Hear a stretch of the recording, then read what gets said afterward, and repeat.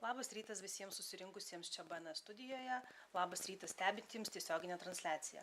Šį rytą pradedame 24 metų pagrindinių šalies ekonominių ir socialinių rodiklių pristatymą. Šalies rodiklius pristatys Valstybės duomenų agentūros generalinė direktorė daktarė Jūratė Petrauskinė, rodiklius komentuos ekonomistas Nerijus Mačiulis ir sociologijos mokslų daktaras Daumantas Stumbrys. Prašom, Jūratė. Tai labas rytas visiems. Šiandien Valstybės duomenų agentūra trumpai pristatys praėjusių metų pagrindinius statistinius tiek demografijos, tiek ekonominius rodiklius. Ir turėsim matyti, kuo ir pasidžiaugti ir pasižiūrėti, kaip kito demografinė statistika ir rodikliai. Tai pradėsiu dabar nuo ekonominių rodiklių, trumpai juos apžvelgdama. Taigi, praėjusiais metais bendrasis vidaus produktas sudarė 77,8 milijardo eurų to meto kainomis. Realusis BVP pokytis buvo teigiamas ir sudarė 2,6%. Didžiausia 1,5 procentinio punkto teigiamą įtaką BVP pokyčiai turėjo paslaugų sektoriaus įmonių veiklų rezultatai, o pramonės ir statybos įmonės prie metinio BVP augimo prisidėjo po 0,4 procentinio punkto. Žvelgiant į pastarųjų metų pokyčius pagal ekonominės veiklos rūšis, matyti, kad praėjusiais metais bendroji pridėtinė vertė labiausiai augo statybos įmonėse, tai yra beveik 6%, o žemės ūkio, miškininkystės, žuvininkystės, pramonės bei paslaugų įmonės pasižymėjo panašiu pridėtinės vertės augimu, tai yra beveik po 2,5%. Praėjusiais metų BVP ketvirčių pokyčius matome, kad 24 metai buvo stabilesni nei prieš tai buvę 2 metai. Tai yra, kad kiekvieną 24 metų ketvirtį stebėtas ekonomikos augimas kiek ryškesniu augimu pasižymėjo pirmasis ir trečiasis ketvirčiai, o antrasis, ketvirtame ketvirtyje augimas buvo lėtesnis. Pereinant prie infliacijos, tai praėjusiais metais metinė infliacija sudarė 2,1%, vidutinė metinė sudarė 0,7%. Išliko spartaus paslaugų brangimo tendencija. Per metus vartojimo prekės pabrango 0,4%, paslaugų kainos 6,1%. Valstybės ir savivaldybių institucijų administruojamos kainos padidėjo 1%, rinkos kainos 2,3%. Dažniausiai, tai yra įsigyjamų prekių kainos per metus padidėjo 1,9%. Bendrąjį metinį kainų pokytį daugiausia lėmė sveikatos priežiūros prekių ir paslaugų, viešbučių, kavinių ir restoranų paslaugų, alkoholinių gėrimų ir tabako gaminių kainų padidėjimas, bei su būstu susijusių prekių ir paslaugų, vandens, elektros, dujų ir kito kuro kainų sumažėjimas. Praėjusiais metais fiksuotas energetinių prekių pigimas, gamtinių dujų kainos sumažėjo kiek daugiau nei 30%, kietojo kuro 16%, elektros energijos beveik 13%.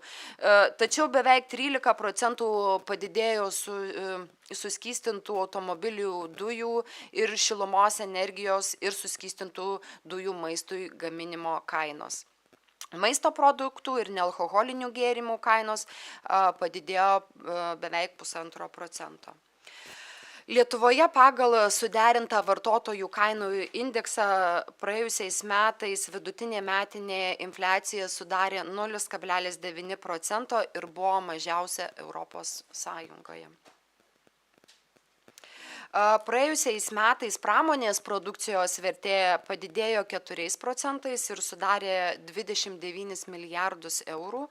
Labiausiai augo variklinių transporto priemonių, tai yra 26%, pagrindinių vaistų pramonės gaminių ir farmacinių preparatų gamyba 24%, chemikalų ir chemijos produktų 21%, o labiausiai sumažėjo elektros įrangos produkcija, tai yra 21%. Gamintojų parduotos pramonės produkcijos kainos išliko stabilios. Didžiausi kainų pokyčiai buvo pieno pramonėje, kurioje jos kilo 17,5%. Elektros energijos pardavimas brango dvigubai, dujų tiekimas atpigo trečdaliu. Gamintojų maisto produktų kainos didėjo daugiau nei 3%.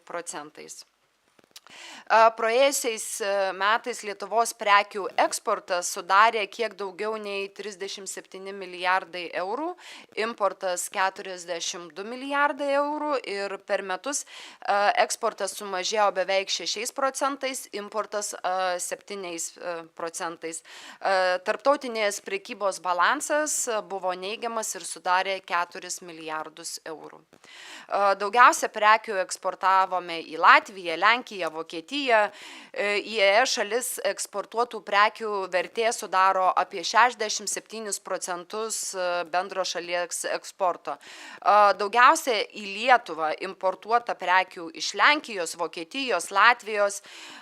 Iš ES šalių importuotų prekių vertė sudarė beveik 69% bendro importo. 24 metais daugiausia eksportuota ir importuota mineralinių produktų, mašinų ir mechaninių įrenginių, elektros įrangos ir chemijos pramonės produkcijos. Praėjusiais metais sausio-lapkričio mėnesiais lietuviškos kilmės prekių eksportas siekė beveik 23 milijardus eurų ir sudarė apie 66% viso eksporto.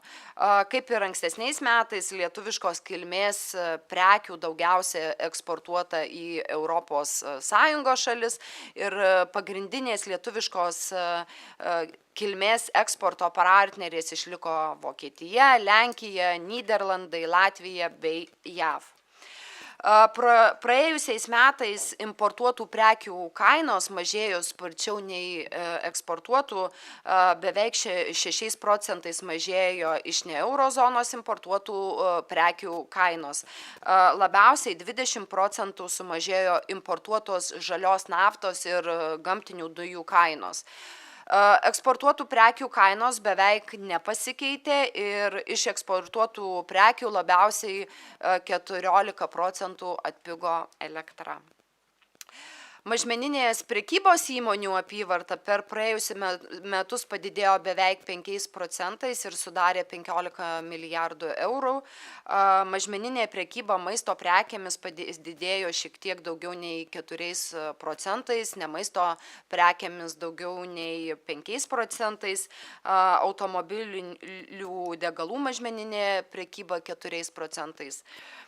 Maitinimo ir gėrimų teikimo įmonių apyvarta sumažėjo beveik 7% ir sudarė 1 milijardą eurų.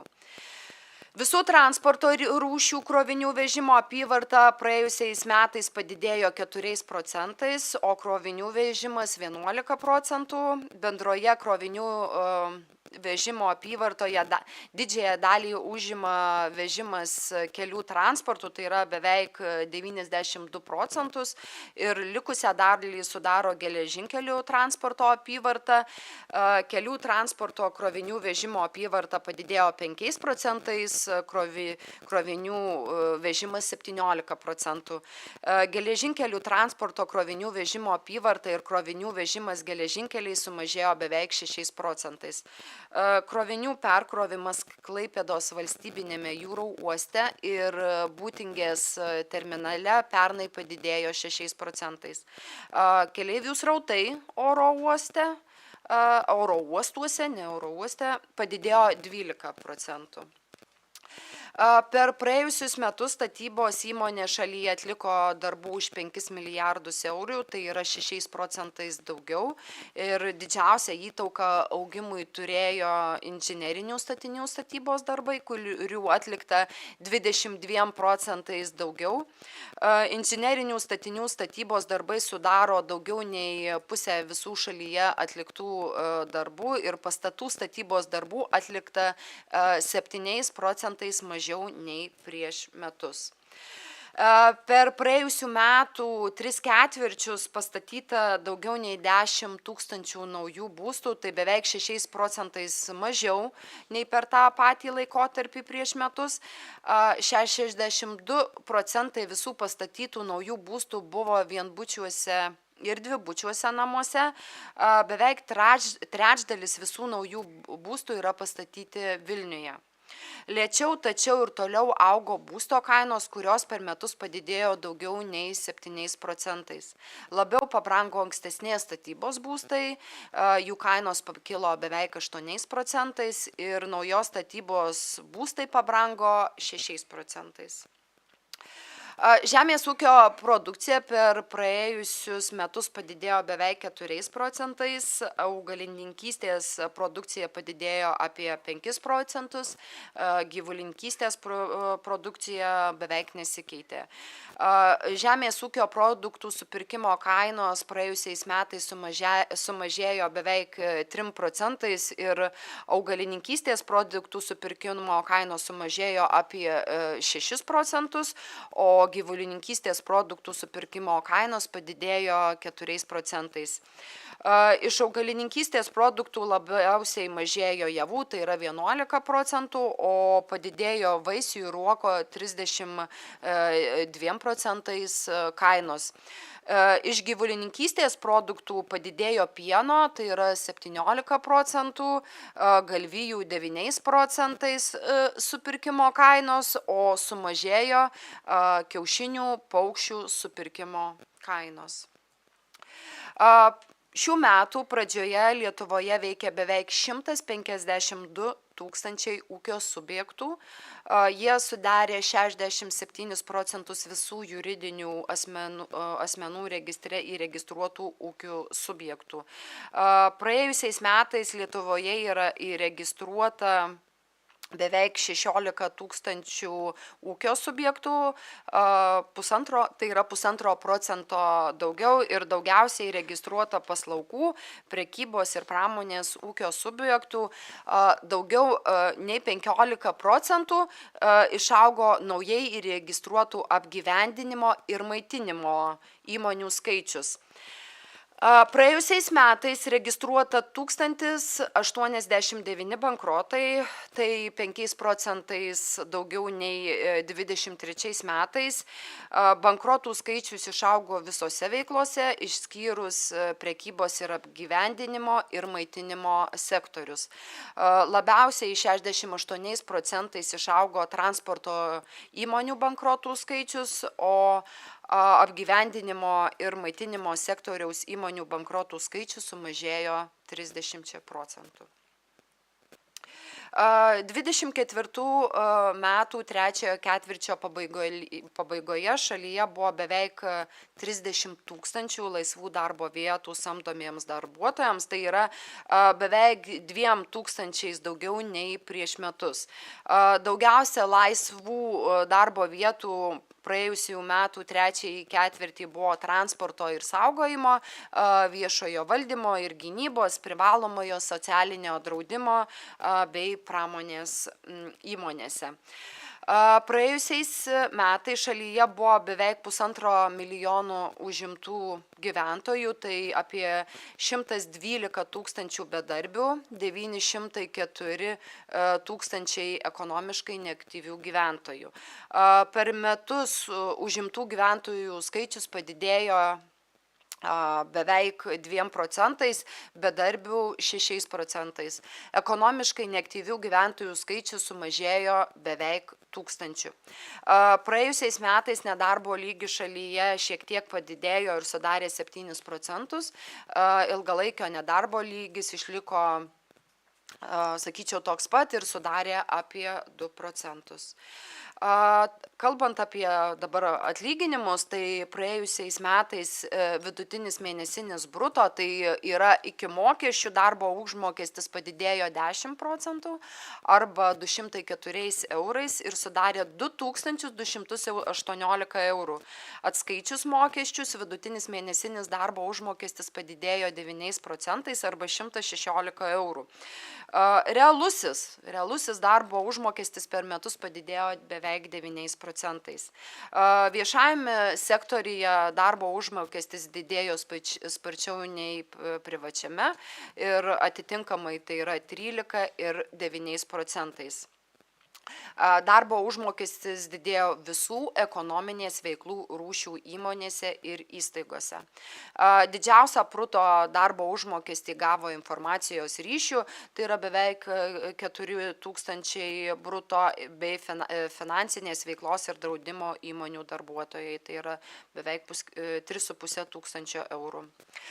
Neto darbo užmokesčio mediana praėjusių metų spalį buvo 140 eurų didesnė nei prieš metus ir sudarė 1147 eurus. Iki tiek uždirbo pusė šalies darbuotojų. Taigi apžvelgiau gana gerus ekonominius rodiklius ir dabar pažvelgime gal ne į tokią optimistinę demografinę situaciją. Ir šių metų pradžioje Lietuvoje gyveno 2 890 000 nuolatinių gyventojų, tai yra šiek tiek daugiau nei 4 000 buvo prieaugis. Nors imigracijos srautas sumažėjo, gyventojų skaičiaus didėjimą ir toliau lėmė teigiamą neto tarptautinė migracija, kuriai įtakos turėjo karo pabėgėlių iš Ukrainos ir atvykusių iš Baltarusijos, Uzbekistano, Kazakstano, Kirgizstano, Tadžikistano bei Indijos piliečių skaičius. Kiti demografiniai rodikliai, kaip ir ankstesniais metais, turėjo neigiamą įtaką Lietuvos gyventojų skaičiaus kitimui. Praėjusiais metais gimė beveik 19 000 kūdikių, tai yra 10 procentų mažiau nei 23 metais ir tai rekordiškai mažas kūdikių skaičius gimusiųjų ir praėjusiais metais mirė daugiau nei 37 000 žmonių, tai yra beveik procentų daugiau negu 23 metais. Iš Lietuvos emigravo beveik 29 000 šalies gyventojų, tai yra trečdalį daugiau nei 23 metais. Imigravo beveik 52 000 žmonių, tai yra 22 procentais mažiau nei 23 metais. Ir ką dar norėčiau paminėti, tai yra, kad 66 procentai imigravusių buvo darbingo amžiaus vyrai. Praėjusiais metais į Lietuvą grįžo gyventi 19 000 Lietuvos Respublikos piliečių, tai sudarė 37 procentus visų imigravusių ir palyginti su 23-aisiais grįžusių Lietuvos Respublikos piliečių buvo beveik 1000 daugiau nei 23 metais. 24 metais iš Lietuvos emigravo 10 000 Lietuvos Respublikos piliečių, tai irgi 8 procentais mažiau nei 23 metais. Į šalį imigravo 33 000 užsieniečių ir tai yra penktadalis iš jų Ukrainos piliečiai. 24 metais ekonominių vertinimų rodiklis gerėjo, nors ir išliko neigiamas, ypač optimiškesni buvo vartotojai, jų pasitikėjimo rodiklis tapo teigiamas. Verslininkų pasitikėjimas augo paslaugų ir prekybos sektoriuose, mažėjo pramonės ir statybos sektoriuose.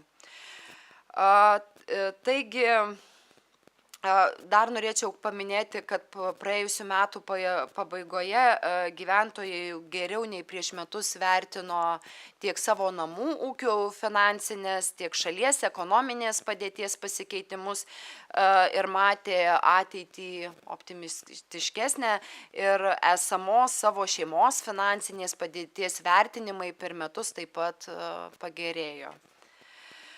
Taigi, apibendrindama praėjusius 24 metus, norėčiau pasidžiaugti stabiliai augusią Lietuvos ekonomiką, gerais įmonių rodikliais, palyginti mažai infliaciją, didėjusiais darbo užmokesčio rodikliais, optimistiškesnių verslininkų ir gyventojų nusiteikimu.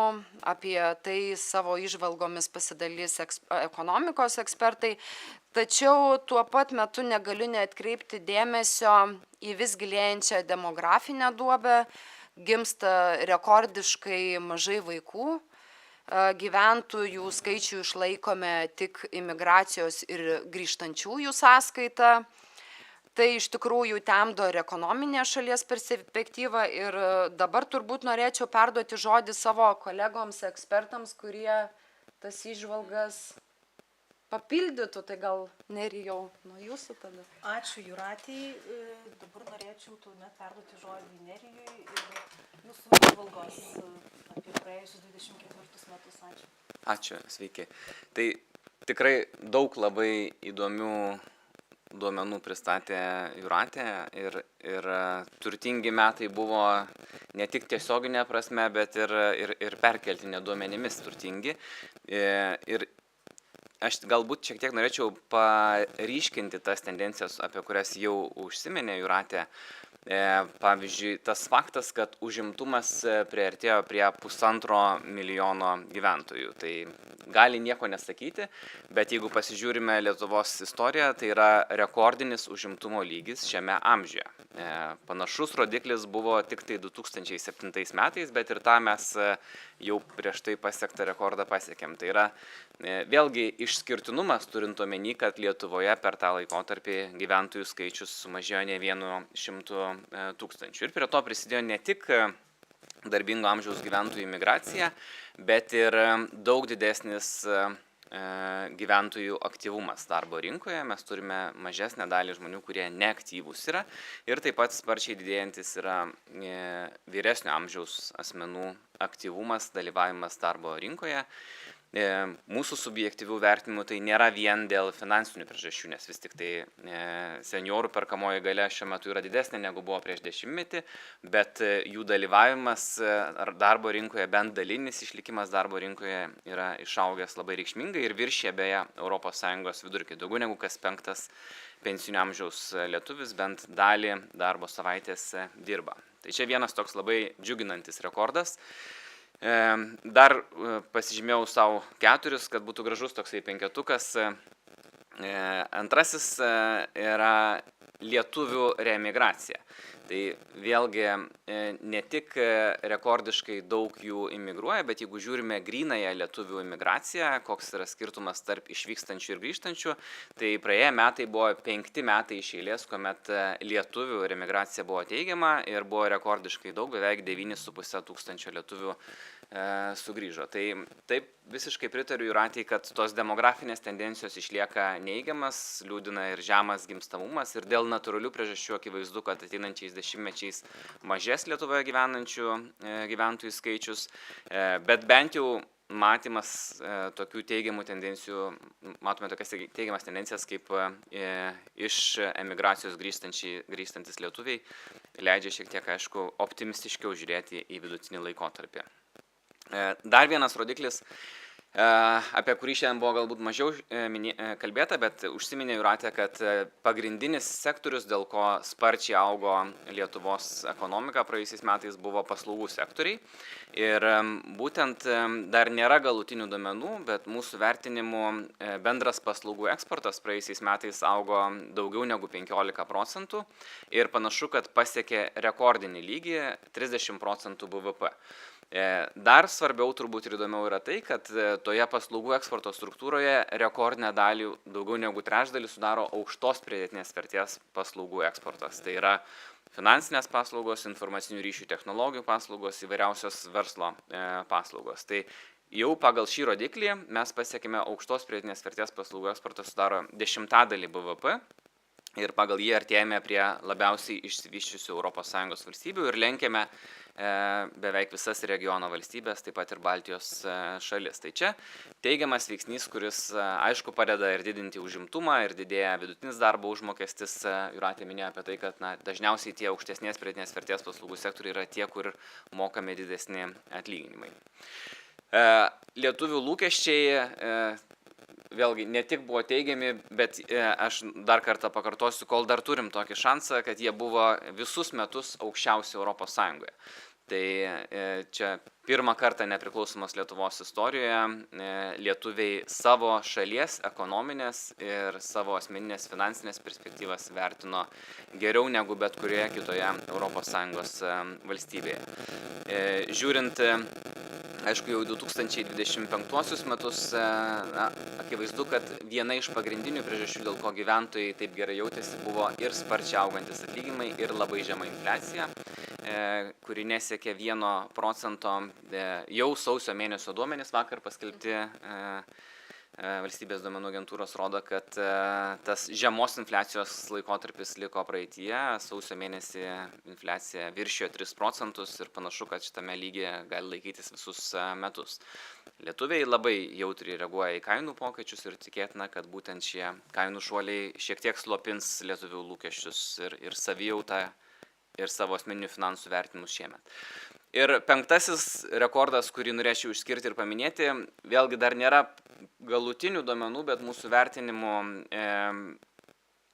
pernai daugiau negu pusė Lietuvoje suvartojamos elektros energijos buvo pagaminta Lietuvoje iš atsinaujinančių energijos išteklių. Tai irgi didžiulis progresas ne vien per praėjusius metus, bet per pastarosius 3 metus daug investuojant į atsinaujinančią energetiką. Ir pagal šį rodiklį mes išsiskiriame iš kaiminių šalių. Nei Latvijai, nei Estijai, nei ypač Lenkijai nėra tokių didelių investicijų į atsinaujinančią energetiką. Ir kai mes džiaugiamės apie energetinę nepriklausomybę, tai kurį laiką džiaugiamės, kad esame nepriklausomi nuo Rusijos, bet jau turime kalbėti ir apie tikrąją energetinę nepriklausomybę, kuomet beveik visiškai nereikės arba visiškai nereikės importuoti elektros energijos, o mes ją galėsime eksportuoti. Ir ta perspektyva yra visai netolima. Aišku, liūdina labai sustabdyti konkursai į antrą jūrų vėjų parką, ne dėl visai aiškių priežasčių, noris tikėtis, kad tai tik tai trumpam, bandant iš tiesų įvertinti konkurso sąlygas, bet be jokios abejonės tai turėtų būti vienas iš svarbiausių Lietuvos projektų, kuris galėtų jau per artimiausią 5 metį užtikrinti, kad mes ne tik trumpais periodais kažkurį mėnesį tampame visiškai nepriklausomi nuo elektros energijos importo, bet galėtume visus metus džiaugtis tik Lietuvoje ir tik iš atsinaujinančių energijos išteklių pagaminama elektra. Tai štai tokie rekordai, manau, kuriuos verta dar kartą pabrėžti ir išskirti. Ir tada duosiu turbūt žodį kitiems ekspertams. Ačiū Nerijui Mačiuliui.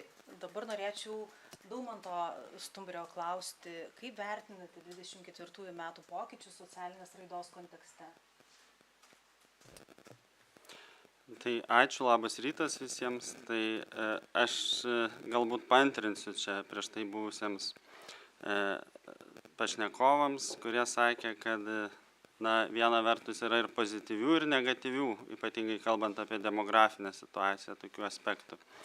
Tai viena vertus per pastaruosius metus mes matėme tų demografinių procesų tarsi tokią kaitą, kurios galima buvo tikėtis. Tai yra, neatsitiko nieko tokio ypatingo, staigaus, kas, pavyzdžiui, buvo 20 metais, kalbant apie COVID pandemiją, kai mes turėjom, galima sakyti, plus 10 000 mirčių daugiau.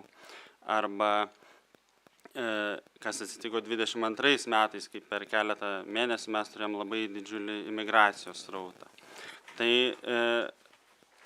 Bet kita vertus mes matome tokias gana negatyves tendencijas, kurios tęsiasi jau kelis dešimtmečius, ypatingai kalbant apie natūralią gyventojų kaitą. Tai yra būtent gimstamumo arba gimusių ir mirusių asmenų skaičiaus skirtumą.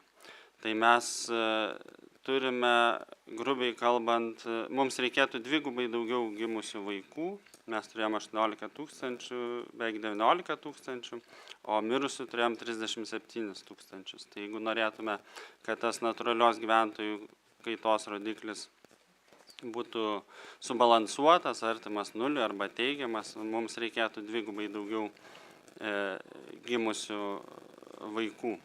Tai iš esmės šitie rodikliai, tas natūralios gyventojų kaitos neigiamas rodiklis, jisai jau kelis dešimtmečius stebimas.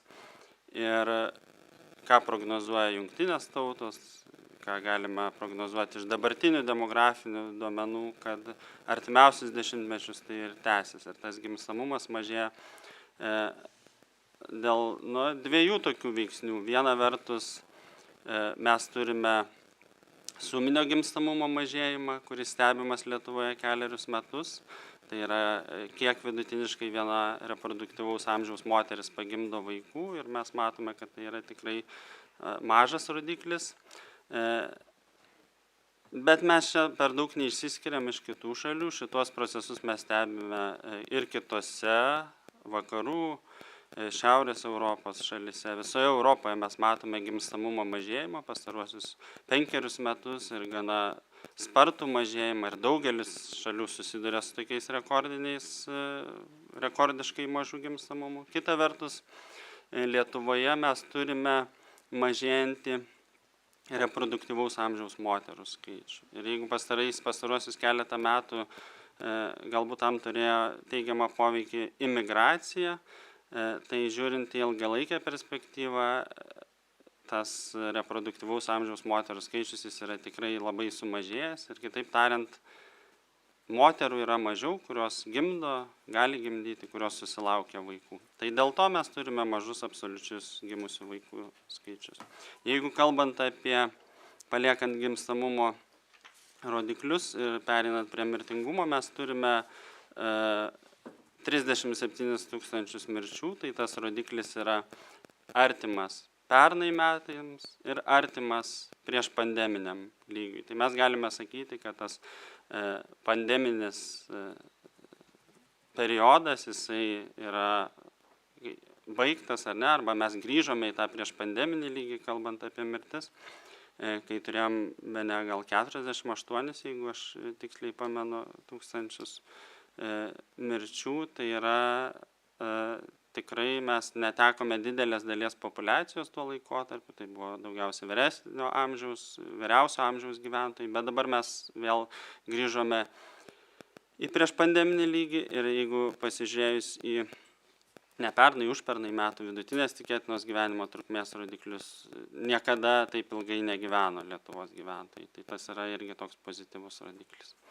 Na ir paskutinis tas rodiklis, arba paskutinė ta kolona, ant kurios stovi visa demografija, tai yra mirtingumas, gimstamumas ir migracija. Tai migracija būtent, tai čia aš tik tai paantrinsiu vieną labai pozityvę tendenciją, kad jau tikrai 5 metus mes esam nebesiunčianti šalis migrantus, o priimanti, ypatingai kalbant apie Lietuvos Respublikos piliečius. Tai čia yra tikrai pozityvus rodiklis, pozityvi tendencija, kad vis daugiau lietuvių grįžta, Lietuvos piliečių sugrįžta. Ir kitas dar dalykas, kad iš esmės migracija mums padeda palaikyti, arba imigracija mums padeda palaikyti tą stabilų gyventojų skaičių, arba jį netgi šiek tiek auginti. Pernai metais kiek 4-5 tūkstančiai, 4 tūkstančiais gyventojų išaugo. Tai iš esmės mes tą neigiamą natūralios gyventojų kaitos rodiklį kompensuojame imigraciją, jeigu taip žiūrint iš visos šalies perspektyvos. Tai tokios būtų mano tokie keli komentarai. Ačiū. Ačiū labai. Galbūt yra klausimų iš studijos? Taip, yra. Noriu paklausti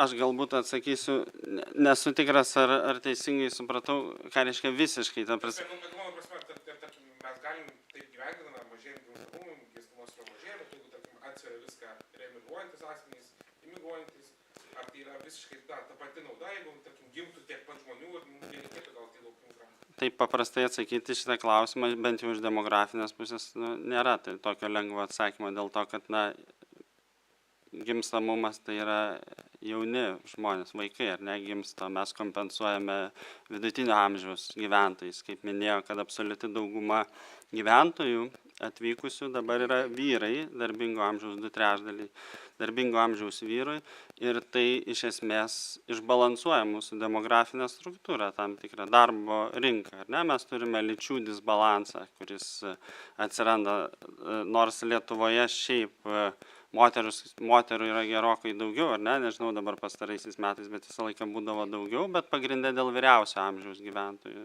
Tai tas toksai pakeitimas, gimstamumo migracija, jisai turi poveikį demografiniai struktūrai.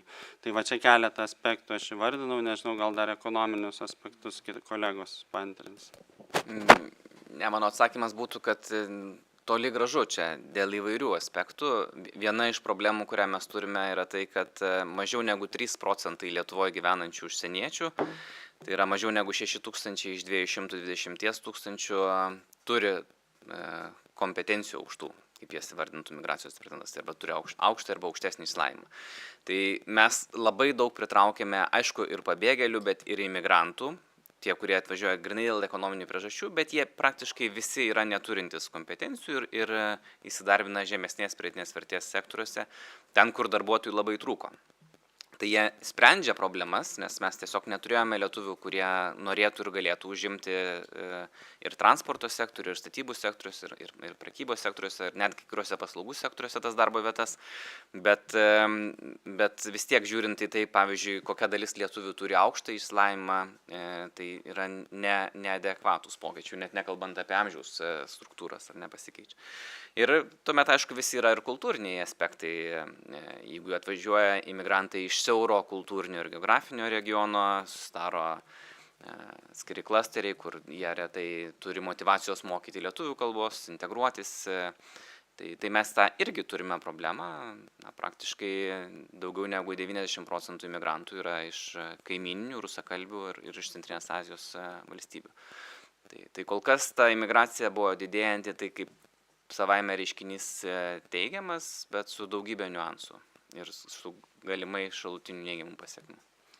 Aš gal tik pridursiu, kad iš esmės tai padeda subalansuoti bendrą gyventojų skaičių, mes matome nulį, pliusą, ar ne, bet iš esmės tai turi daugybę tokių aspektų gyventojų struktūrai, ypatingai kalbant, tarkim, tas vaikų ar ne skaičiaus mažėjimas nuoseklus, tai tokie ekonominiai aspektai, mokinių skaičius, ar ne, studentų skaičius, nors dalis, aišku, imigrantų yra ir studentai, bet iš esmės tai veikia demografinė struktūra. Mes negalime pasakyti, kad mes galime kalbėti apie subalansuotą skaičių, bet jokių būdų apie kažkokią darną, ar ne, kažkokią darnę demografinę raidą. Taip, mes kompensuojame, mes sprendžiame tam tikras darbo rinkos klausimus, ar ne,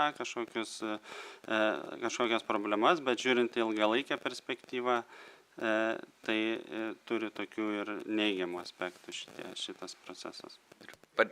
Dar vieną sakinį, padeda subalansuoti valstybės finansus, nes vis tiek atvažiuojantys žmonės ir moka mokesčius dažnai bent kažkokius ir vartoja, bet net tas amžiaus besikeičianti struktūra, atvyksta darbingo amžiaus gyventojai, negimsta vaikai, sukuria didžiulį iššūkų ir instituciniai sąrangai, nes turime tuščias mokyklas, ypač mažesniuose miesteliuose, regionuose, universitetų programos neužpildomos, tai nėra tik tai, kad pasikeitė gyventojų struktūra, bet ir iškyla daugybė klausimų, kiek, kokių, kur reikia mokyklų, gydymo įstaigų ir taip toliau. Taip, tai papildomas klausimas dėl gimstamumo didinimo. Ko reiktų, kad tas gimstamumas būtų didesnis? Aišku, čia gal stebuklingų receptų nėra, bet tarkim, gal kažką daro vakarų šalis, kas padeda kelti šitą lygį. Ir kodėl pas mus tas gimstamumas, kodėl negimdo, ar čia, nežinau, keičiasi įpročiai, nežinau, šeimų vėliau galbūt gimdo, nežinau, kokios priežastys dėl ko negimdo ir ką reikėtų, kad padidinti tą gimstamumą. Tai vėlgi du tokie aspektai. Galima įvardinti tas klasikinės ar ne priežastys, ar ne, darbo ir šeimos derinimas, finansinė parama. Tokie du dalykai, kurie yra svarbus. Jeigu pasižiūrim į kitas Europos šalis, visos susiduria su tokiais procesais. Tai kažkokio vieno vaisto, ar ne, arba aš pasakysiu ir štai vieną dalyką ir visi padarys kažkokius politinius sprendimus ir padidės gimstamumas. Tai taip nėra, bet aišku, yra tam tikros šalis, kurios laikomas etalonų šeimos politikos, kaip Prancūzija ar ten, jeigu paimsime kai kurias šiaurės šalis, bet pastaraisiais metais ir ten mažėja gimstamumas. Tai mokslininkai sieja su tam tikru neužtikrintumo didėjimu, kas yra susijęs su karu, su buvusia didžiulė infliacijos banga. Aišku, keičiasi ir žmonių vertybės, ar ne? Tas didėja moterų, kurios neturi vaikų dalis, apskritai, be vaikystės tas, ar ne, procentas. Bet tą galima vertinti, aišku, tik tai jau, kai baigėsi reproduktyvus amžius, ar ne, kai mes skaičiuojam, nes dalis moterų atideda vaikų susilaukimą, tai yra vėlesniam amžiui. Ir kai yra atidedamas vaikų susilaukimas vėlesniam amžiui, natūralu, kad tas ir gimstamumas mažėja. Mažiau vaikų ir pagimdo, kai vėliau pradeda tą vadinamą reprodukcinės elgsenos debiutas, ar ne, arba mokslininkai taip įvardina, pirmo vaiko susilaukimas, kuo jis yra vėlesnis, tuo didesnė tikimybė, kad vaikų susilaukta bus mažiau. Aš pasakysiu taip, gimstamumo skatinti nereikia. Dėl tos priežasties, kad to padaryti neįmanoma, tokioje valstybėje turtingėjančioje, kaip daugelį ES valstybių, to padaryti neįmanoma. Ir tų gerų patirčių iš tikrųjų nėra. Ką jūs minėjot, Prancūzijoje suminis gimstamumo rodiklis iš esmės aukštas dėl to, kad daug yra imigrantų iš Afrikos valstybių, kur kultūriškai daug didesnės yra šeimos, daugiau vaikų. Taip, tarp Prancūzijoje gimusių gyventojų irgi šiek tiek aukštesnis, bet šiaip jau visų turtingų valstybių bruožas yra mažėjančios šeimos. Ir dėl to, kad ir desikeičiančių prioritetų, ir kultūrinių, ir aišku, to, kad miestuose auginti vaikus yra daug brangiau ir negu vienkiemiuose, kur 7 vaikai padeda rūpintis ūkiu. Tai yra pasikeitusios realijos. Ir visi bandymai, kiek aš esu žiūrėjęs tyrimų, mesti pinigus, ar tai vienkartinės išmokos, ar ten nuolatiniai vaiko pinigai, nekeičia pačios tendencijos. Ir tai yra pinigų metimas į balą. Pinigus reikia nukreipti tom šeimoms, kurios jau yra, kurios turi vaikų, vystyti mokyklų, laisvalaikio, sporto infrastruktūrą, nebandyti pakeisti žmonių sprendimą turėti vienokią ar kitokią šeimą ar neturėti vaikų apskritai. Visos pastangos šitoj srityje neveikia, tai geriau net nebandyti, neimituoti ir nešvaistyti pinigų ten, kurie neduos rezultatų, nebus nukreipti ten, kur iš tiesų būtų galima nukreiptos pinigus. Ir nereikėtų per daug šitos problemos dramatizuoti. Gal skambės ciniškai, bet robotizacija, dirbtinis intelektas leidžia pakeisti daug darbo jėgos ir čia nėra valstybės klestėjimo sėkmės bruožas turėti vis daugiau žmonių ar vis daugiau gimstamumo. Tai tiesiog reikia su tuo susitaikyti, nauja 21 amžiaus realybė ir atitinkamai keisti ir institucinę sąrangą ir visą kitą.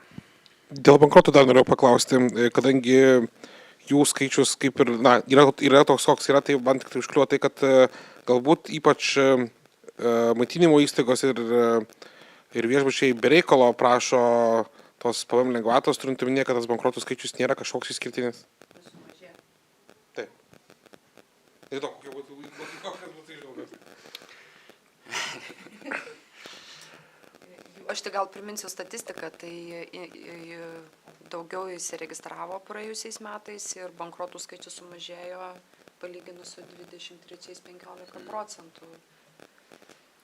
Ja, maitinimo sektorius turi tą specifiką, kad ten yra įmonių kaita daug didesnė negu kitose sektoriuose. Gimsta, miršta kiekvienais metais daugybė maitinimo įstaigų, nepasteisina strategija, toje vietoje susikūrė naujas, šiek tiek kitoks veiklos modelis. Tai taip, 2024 metai buvo sudėtingesni maitinimo sektoriui dėl padidėjusio mokesčių, dėl sparčiai didėjančių darbo sąnaudų, matėme reali apyvarta irgi sumažėjo, bet kaip rodo statistika, tai nebuvo tragiški metai šiam sektoriui.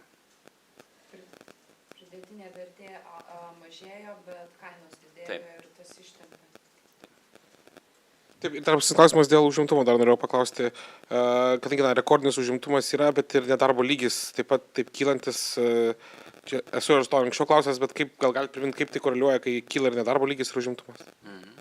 Tai didėja darbo jėga sparčiai dėl imigracijos ir dėl didesnio aktyvumo. Anksčiau, kurie buvo neaktyvūs darbo rinkai, pradeda ieškoti darbo, tai sparčiai išaugus darbo jėgai, dalis sugeba susirasti darbo, tiek imigrantai, tiek pradedantis ieškoti darbo, dėl to didėja užimtumas, bet atsiranda tokių, kurie pradeda ieškoti darbo, bet jo nesugeba surasti arba praranda darbą kiti. Tai vienu metu iš tiesų sparčiai augant darbo jėgos skaičiui gali didėti ir užimtumas, ir nedarbo lygis. Ta mes ir matome dabar Lietuvoje. Ar nedarbo lygis, nežinau, normalus dabar tą lygį patį vertinti, pakankamai, nežinau, kaip reikia. Mano vertinimu jis yra padidėjęs maždaug, žiūrint su žemiausių lygių pasiektų prieš 2 metus apie 2 procentinius punktus ir tikrai natūralus nedarbo lygis Lietuvoje galėtų būti žemesnis. Istoriškai jisai buvo nukritęs ir žemiau 5 procentų. Tai rodo, kad ne visiškai gerai funkcionuoja darbo rinka, nors ir yra daugiau laisvų darbo vietų, berods minėjote. 30 000 laisvų darbo, tai 2000 daugiau nei prieš tai. Tai bet turbūt yra struktūrinio nedarbo problema, kuomet prasilenkia kompetencijos, kurias turi bedarbiai ir kompetencijų gebėjimų, kurių reikia laisvose darbo vietose. Ir yra geografinis tas atotrukis, kuomet dažnai laisvos darbo vietos yra sukurtos ne ten, kur yra daugiausiai bedarbių. Tai čia yra išliekanti problema, manau, ir mes prognozuojame, kad nedarbo lygis išliks virš 7 procentų ir šiemet ir kitais metais, ir tai yra spręstina problema.